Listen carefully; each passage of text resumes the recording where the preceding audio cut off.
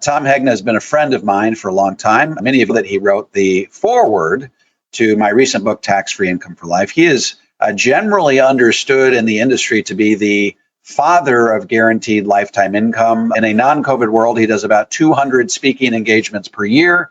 He is a best-selling author of Don't Worry, Retire Happy, as well as Paychecks and Playchecks. And you can learn more about Tom at tomhegna.com/webinars. Sit back, relax, and enjoy today's interview with my good friend, Tom Hegna. Tom Hegna, welcome to the Power Zero Show. Hey, David, great to be your guest today. You know, I was reflecting on how we first met, and you and I have been on the speaking circuit for so long, but it was always like you were on one day at an event, and I was on another day at events. So we were always speaking at the same events, but we're like two ships passing in the night. And it wasn't until a couple of years ago that we actually met at an event because we were speaking at the same time on the same day. So I've long admired your work, and we haven't really become friends until a couple of years ago, but I consider it an honor to be your friend. And of course, you wrote the foreword to my most recent book, Tax-Free Income for Life, which is really going gangbusters. And so really welcome you to the Power Zero Show. And today we're going to talk to you about something that I think you have the ability to address better than just about anyone else in the industry, and that is how to respond to the typical objections that we hear when it comes to annuities. Now, we've long known that the likes of Ken Fisher and Susie Orman and Clark Howard, they have long had bad things to say about annuities. And annuities, even in the financial services industry, has sometimes been a verboten term. And what I would hope that you can do today is to dispel all of the myths around annuities, specifically annuities that are set up to generate guaranteed lifetime income. So why don't we start off by asking you why annuities have become such a verboten term? What is the bone that Ken Fisher has to pick with annuities? What's the big deal here? I wrote an article, Why Ken Fisher Really Loves Annuities, and you should too. And I'll have your listeners, they can Google that. It got picked up and is published on the internet. But look, Susie Orman's changed her tune. So now Susie Orman does support income annuities. She was against them for years. And really, Ken Fisher, when he talks about, nosebleed level fees or whatever, he's talking about variable annuities, because as income annuities don't have fees, SPIAs don't have fees, DIAs don't have fees, fixed annuities don't have fees, fixed indexed annuities, base fixed indexed annuities don't have fees. So most annuities are not even fee products. That's one of the big myth busters. Everybody thinks annuities are so expensive. Most annuities aren't even fee products. But let me get to Ken Fisher. So Ken Fisher's deal is he's got high fees too. And so he couldn't pick on Vanguard. He couldn't pick on Fidelity. They got lower fees than him. And if you think about it, David, there's a lot of things that have high fees. Real estate, it's 5 or 6%. That's a pretty big fee. Options, futures, they have fees and premiums built into them. Hedge funds are very expensive. Commodities are very expensive. There are a lot of things that have higher fees. But the reason he picked variable annuities is because he had to have something that his people could say, just sign here and transfer it over. Okay. And the problem with all of that is okay, so variable annuities do have higher fees than mutual funds. Of course they do, because they have guarantees that those funds don't have. And so what he's doing is he's taking money out of variable annuities that have high fees. He's moving it to him that has pretty high fees, but he doesn't have the guarantees. And so the reason that I say he will hate them in the future is because as markets don't always go up, they can go down and stay down for a very long period of time. And when he takes people out of products that have guarantees and he puts them in a high fee fund that doesn't have guarantees, when that market does go down, he will hate annuities then, because I think he's probably going to get sued by a lot of people for getting them out of guaranteed type products. Yeah, I've always told people, if what you're after is no fees, why not put all your money in a savings account? There's no fees in a savings account, and it's not really about the cost. It's not really about the fees. It's about the value that you get in exchange for the fees that you're paying. So it's always been examining that relationship between what you're paying and then what you're getting in exchange for what you're paying. Okay, so we often hear people say, and I hear this, you'll hear people say, I don't believe in life insurance. You'll also hear people say, I don't believe and annuities as if it were some sort of a religion. How do you respond to that? Well, I think Tony Gordon handles the life insurance one best. He said, look, you don't have to believe in it. It's not a religion. All life insurance is a risk transfer vehicle from a family that would be devastated if the breadwinner dies to an insurance company that's what they do for a living. They pay death claims. They know that if they insure 1,000 people every year, a couple of them are going to die, and they're prepared for that. But a family is not prepared to lose their breadwinner. So with life insurance, it's simply a risk transfer vehicle. With annuities, same thing. It's transferring risk of living too long to an insurance company, because remember, an annuity is the only product in the world you can buy that will guarantee you'll never run out of money. It guarantees you will never, ever run out of income, that as long as you're breathing, that paycheck is coming. And as David, medical technology is developing so rapidly that life expectancies are going to go up. Now, I know some people are going to say, oh, they actually went down because of COVID. Okay, there can be instances, short-term instances where it can go down. But overall, all these medical breakthroughs in developing the vaccine for COVID, now they're focusing on Alzheimer's, and they're focused on diabetes and cancer and heart disease. And as they cure some of these, people are going to live longer and longer. And so living too long is really the number one risk in retirement. It's called longevity risk. There's a book written by Albert Brooks where he goes forward in time about 20 years, and he says he sort of envisions this sort of dystopia where they've cured cancer, they've cured Alzheimer's, they've cured all these diseases that curtail life. But the flip side of it is they now have these people that are living really long lives, and the government can't afford to pay for Social Security, Medicare, Medicaid. Yeah, we're going to be living longer and longer lives. There's no doubt about it. As far as the life insurance goes, I always like to tell people, look, you don't have to love life insurance. You don't have to love life insurance companies. You just have to like them a little bit more than you like the IRS, because in the end, someone's getting your money, and you just assume get something useful in exchange for that money. Yeah, and David, my message ties in right with what you're saying, because what I tell people is spend your money. You're supposed to spend all of your money. Don't leave money to your kids. Leave life insurance to your kids. Don't leave money to charity. Leave life insurance to your charity, because you can buy it for pennies on the dollar. And so if people would, but see, they've been trained, David, their whole lives not to touch their 401k. Oh, we can't touch that. We got to grow it. We got to save it. We got to protect it. Yeah, you're supposed to do that until you get to retirement. And then you're supposed to spend it down. Don't leave your IRA to your kids. That's the worst money to leave life insurance to your kids. And so, like, we're singing the same tune from different perspectives, but it comes down to use life insurance to go to others and use your money to go to you.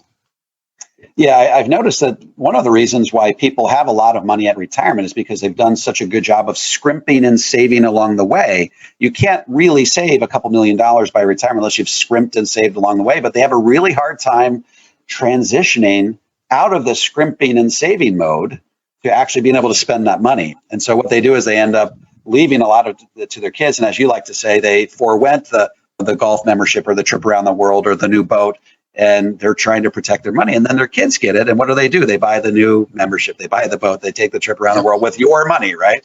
That's one of your lines that I've always really thought. And so we could just get people to spend their money. And like I said, they've been programmed to spend their paychecks while they're working, but save and not touch their 401ks and IRAs. Then when you get to retirement, that's why you need to turn some of that IRA and 401k into those paychecks and playchecks. That was the name of the first book I wrote, because you want to have these, because you're used to spending paychecks and playchecks, but you're not used to spending your 401k. So turn some of it into this guaranteed lifetime income, because David, it's the spending of money in retirement that allows you to enjoy your retirement. It's the travel, it's the dinners out, it's the bottles of wine with your friends. And that's how you enjoy a retirement, not by having this multi-million-dollar account somewhere that you're not ever going to touch and that you're living this just in case retirement. So that's what I'm trying to do. I'm trying to help people actually enjoy their retirement.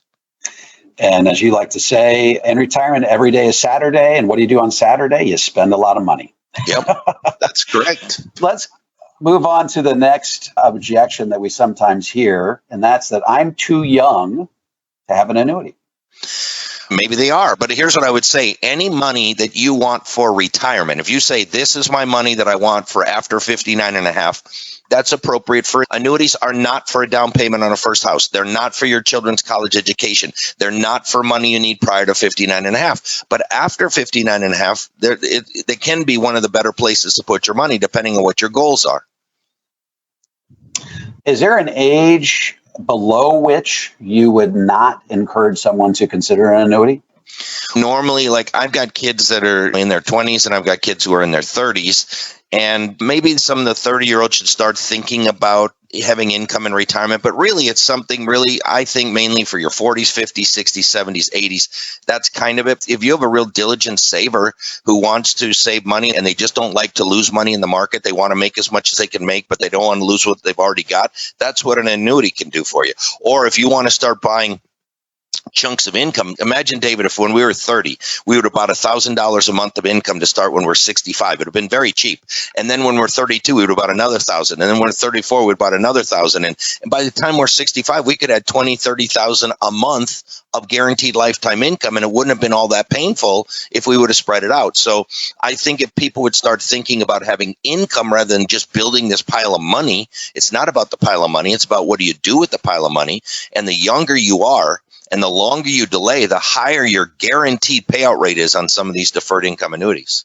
So, Tom, when people ask you, do you practice what you preach, what do you tell them? I own 11 annuities. I don't sell any. So I don't care if people buy. I don't get paid a commission if people buy or don't buy. I don't care if they buy or don't buy.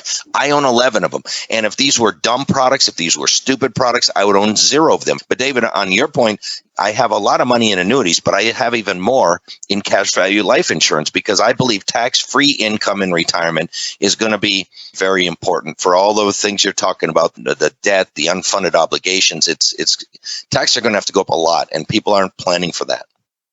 Yeah, that's something that we really focused on in the movie that you appeared in. That I often quote you. You say it's the line at the very end of the movie trailer. It's the last thing people are left with at the end of the movie trailer. When people retire, the stock market goes up. I can't remember what you said. I said taxes go up, the stock market goes down. What are people going to do if they're not prepared? Yeah, if taxes go up and the market crashes, what are they going to do?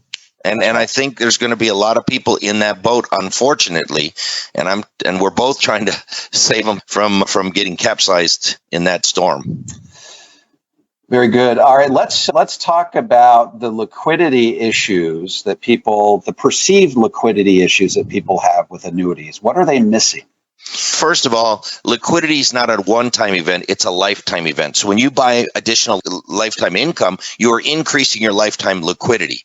But annuities, annuities are not for money that you want to have in a month or 2 months or a year or 2 years. Annuities are really a longer term thing. And so you don't want to put your emergency money in an annuity. You don't want to put your down payment for a first home or a kid's college. That's not what it's there for. It's there to provide you income for the rest of your life. Now, with deferred annuities, with annuities that you just put money into and it grows for a while and then you can turn it into income in the future, many of them have liquidity provisions. A lot of them have a 10% withdrawal every year. So if you put in $500,000, you can take out $50,000 a year without a penalty. Some is cumulative. So if you don't do it for 5 years, you could take out $250,000. That's where you got to really look at the contract. And if liquidity is something that's important to you, you might want to find a contract that maybe has 20% liquidity or cumulative liquidity. But for me, the more liquidity they build into a policy, like they can build in more liquidity, but then they're going to have to lower some of the things you get in the long term. And so for me, I keep my liquid money out of my annuity, and then I use this to increase my lifetime liquidity. And I tell people, it's not an all or nothing thing. You should not put all of your money into life insurance. You should not put all of your money into annuities. You should not put all of your money into a CD.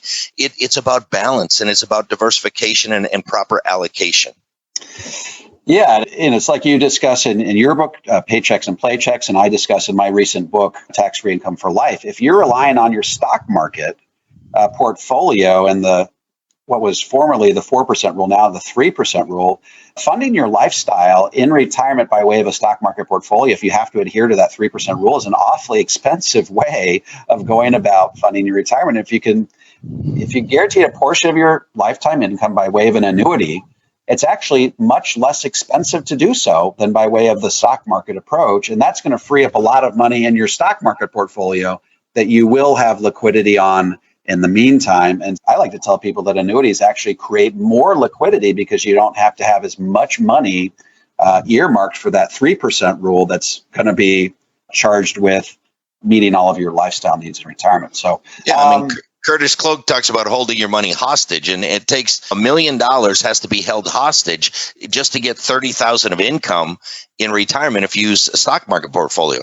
But you could get that same income for maybe 600,000 in an annuity, and then that other 400,000 is truly liquid. You could do anything you want with it. So, yeah, people double count assets. They say, "Oh, that's liquid," but they're taking income out of it. Well, then it's not really liquid. Yeah. And can you talk about, Curtis Cloak also talks about the permission slip. When you have an annuity, you get a permission slip. Can you reference what he's talking about there? And I think life insurance gives you a permission slip too, because the fact that we bought life insurance to go to our kids gives us the permission to spend all of our money. And the fact that you have money in an annuity, it gives you the permission to invest more aggressively elsewhere. And I'll just give you an example. I've been an advocate for people putting 1% of their portfolio into Bitcoin. I came out with that about 2 years ago. I did a post about 2 weeks ago, and everybody thought my account got hacked. Oh, this can't be Tom Hegna.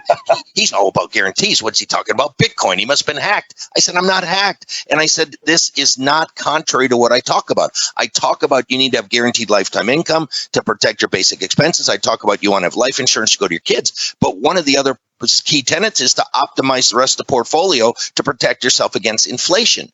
And all I said is a 1% exposure to Bitcoin is not dumb, because I'll tell you, David, I did it. And that 1% has been the best investment I've ever made in my life. I was a big Bitcoin non-believer. I've now said I think a 1% exposure is less risky and more prudent than a 0%. And I'm holding to that. I don't want you to put 10% or 100% of your money there, but 1%. And by having guarantees in your portfolio, that gives you the permission slip to do things like that. That's exactly right. All right, let's talk about interest rates. We know that we're at historical lows as far as interest rates go, and some people see that as a disincentive, if you will, to use annuities because they feel like they're not as effective. So how would you respond to that? Dr. Wade Pfau wrote an entire paper. It got published in Forbes even. And he says that in this low interest rate environment, annuities are way more efficient than normal because the mortality credits in the annuities haven't changed. And so the mortality credits are high. The interest rate portion is not that big of a portion in an income annuity anyway. It's mainly principal and mortality credits. And as you get older, the interest rate matters less and less. So like for an 82-year-old, almost very small portion of their paycheck is due to interest rates. Most of it's due to principal and mortality credits. And I would say when people say, oh, it's not a good deal because interest rates, I say, compared to what?